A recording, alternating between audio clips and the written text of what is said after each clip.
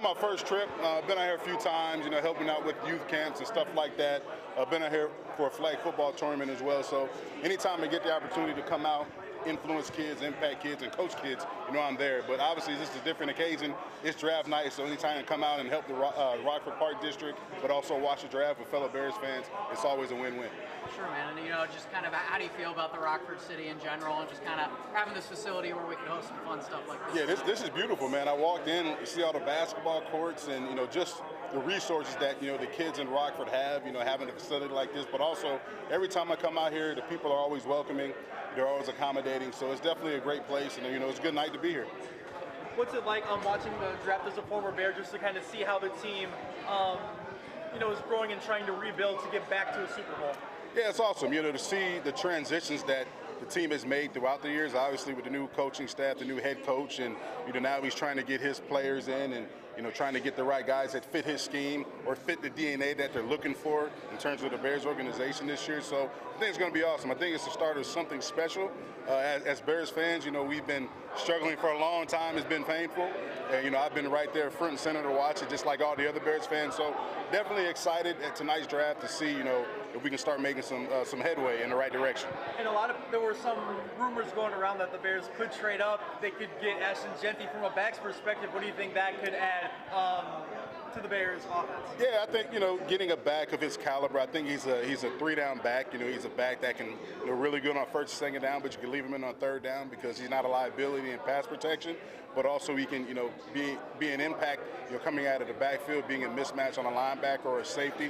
So he's a complete back. That's something that you want, and you got to be a complete back if you're expecting to get drafted in the top 10. But I think there's so many good backs in this draft, and me personally at number 10, I like Jeanty, but I think there's more value that you can get in terms of maybe getting another guy in the trenches, whether it's offense or defensive line, and then drafting a running back later on. But we'll see what Ryan Poles and company thinks. If they like Jeanty that much, we see a trade up. It could be Ashton Jeanty, it could be Mason Graham, it could be a number of those players. Abdul Carter. There's a lot of good players at the top of this draft, and I think we're sitting pretty at 10 anyway.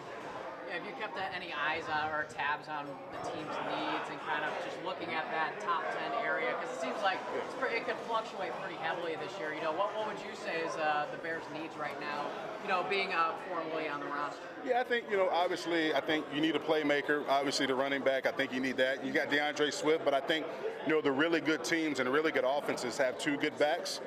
Ben Johnson's used to that in Detroit, having David Montgomery and Jahmyr Gibbs. I think you need to continue to build the trenches. We did well in free agency in terms of the offensive line, but anytime you have the opportunity to add more linemen in terms of depth, but also competition, you can't go wrong there.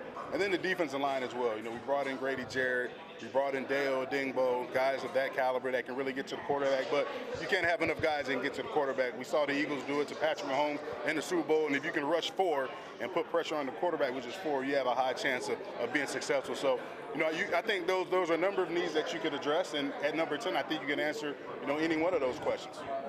Kind of looking as a whole with Chicago, how badly does this city, from your time of being experienced in the locker room and at the field, how badly does this city want a promising team and a promising future? Yeah, without a doubt. The Bears fans are, the best fans in the world. I've been a part of other organizations, and there's nothing like Bears fans.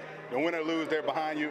Win or lose, they're going to be on you, good and bad, but they always stick by their team. And us as players, and me as a former player, I always appreciated that, being in my neighborhood, going outside of my neighborhood, coming out and saying, hey, great game, they're in tune with everything that goes on with the Bears. So, it's definitely time to get things right, to give the Bears fans something to cheer for.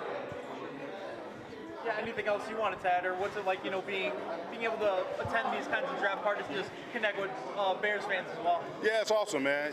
Just to be able to come out and to meet Bears fans and kind of hear their stories. And I've been around a lot of events like this, and just to hear how, season tickets have been passed down through generations, and then to get the perspective of fans and what they think about the team. And, also it's awesome just to hear them, talk about, hey, I saw you play and stuff like that. So, for me, it was a great opportunity, a great honor to be a part of a great organization that has some of the best fans in the world. So anytime I can come back out and spend some time with them, it's definitely a plus.